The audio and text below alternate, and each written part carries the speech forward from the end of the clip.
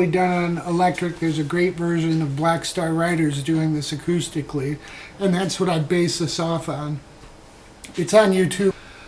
The electric guitar is the same. I'll probably even learn the lead parts and harmonies so I can do a lesson on that later.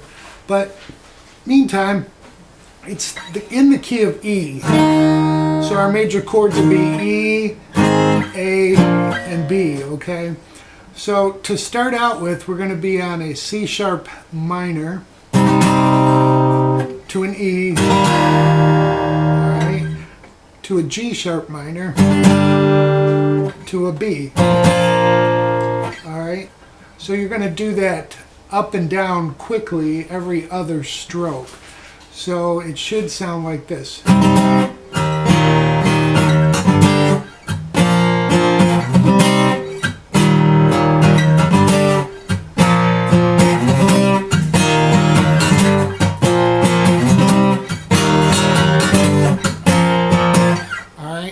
There is a bridge that leads to the chorus, and what they do is they're going from a C sharp minor to your G sharp minor, back to C sharp minor, to F sharp minor, and then it leads into the chorus with the C sharp minor to G sharp minor, A and B, all right?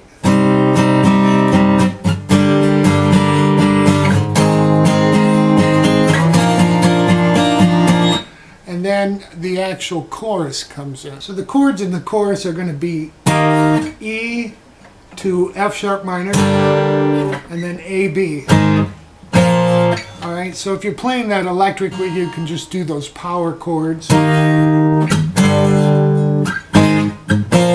Alright, because we're doing this acoustically, what Damon likes to do is make the chord sound real full. So he's playing, call it a big E. Alright, so we're going to let that 6th and 1st string ring, and even the 2nd string, okay? So we're just going to be playing the 5th string at 7 and the 4th and 3rd at 9.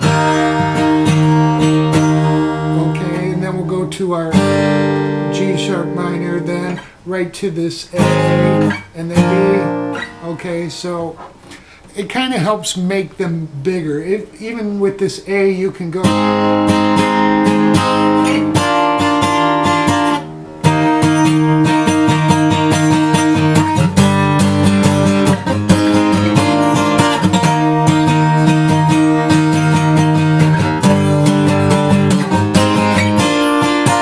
Alright, so to make that A a little bigger, we're going to let that 5th A string ring out and play the rest of an A bar chord. We'll be playing the 4th to the 1st. And then when you hit B, you can let that E ring, just have this finger mute the 5th string. And then back to your big E.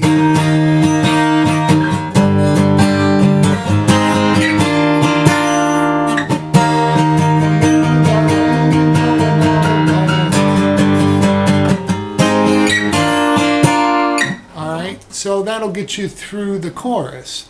And really that's the whole rhythm of the song. They do, at the very end, they'll go through a few measures of the verse where you're doing C sharp to E and F sharp. I'm sorry, your G, and then G sharp minor to B, and then they just end it from there on an E.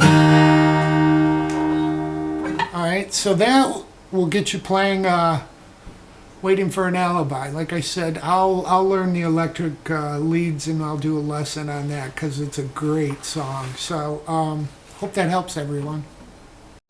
Welcome everyone. I want to do a review of this Crafter acoustic I picked up. It's got beautiful inlay in the top. This is all mother of pearl and very well done.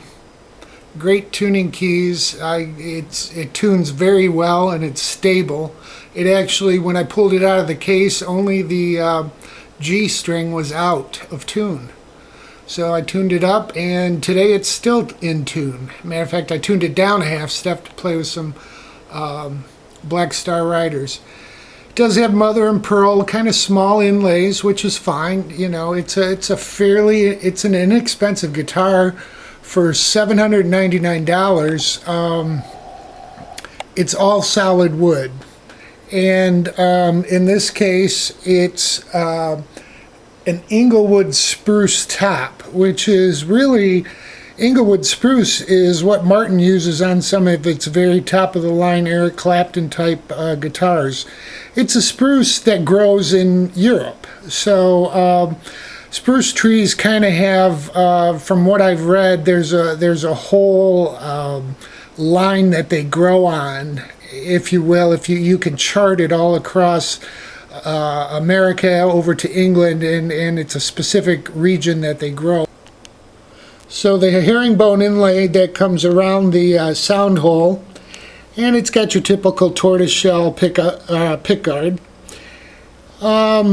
rosewood bridge, and rosewood fretboard. So it's very nice fretboard. As you can see, it's a nice color throughout, which is a sign of quality. On the back of the guitar, the neck is finished in a nice smooth satin finish. It's not sticky at all like some finishes are, and it is also got a herringbone inlay in the back. So anyhow, that brings the two top pieces together. Again, it's all lighting here, not the best, but you can kind of get an idea of how it is. So the neck is 1 3/4 across, so it's got nice string spacing, which I really like if you want to finger pick.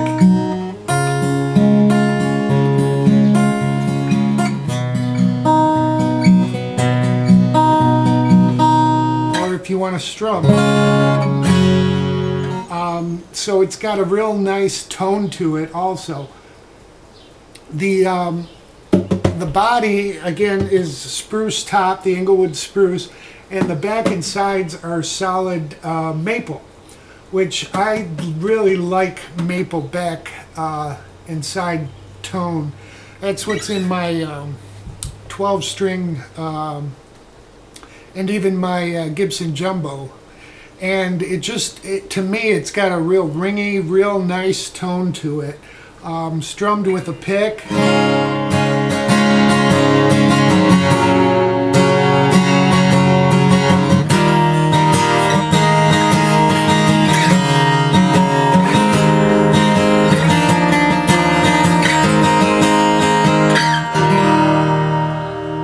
A beautiful tone to it. The action is wonderful. The frets are finished very nice. I like that it has the sides are finished.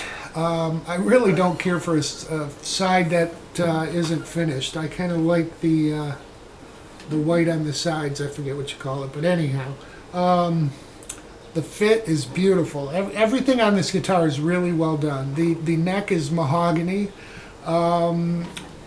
The tuners, I think they're just an off-brand, but they're an 18-to-1, I believe, deluxe tuners. So they've got a real good tuning radius. You don't have to really, mess with it a whole lot to get it to go into tune. And you heard the intro, so you've kind of heard some other things that it does, but I'm extremely happy, and I think if you buy this through Damon Johnson's website, you get the hard shell case with it. I think normally it comes with a soft case from what I've seen through dealers.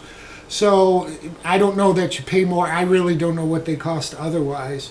This is what he plays, and that's why he sells it on his website. And I can attest, it's a really top-of-the-line guitar. It is, I've looked inside, there's no glue marks. It's very well put together. So that's a Crafter guitar review. I highly suggest it if you're looking for a Dreadnought full size, which I was. I didn't really truly have one. I had my Cutaway Gibson songwriter, but I wanted a full-size dreadnought, and again, having the maple back and sides was another selling point for me. So I'm extremely happy with this guitar. So that's my review of it, and I hope it gives you an idea of what Crafter's all about in this model DV250 VTG. So enjoy.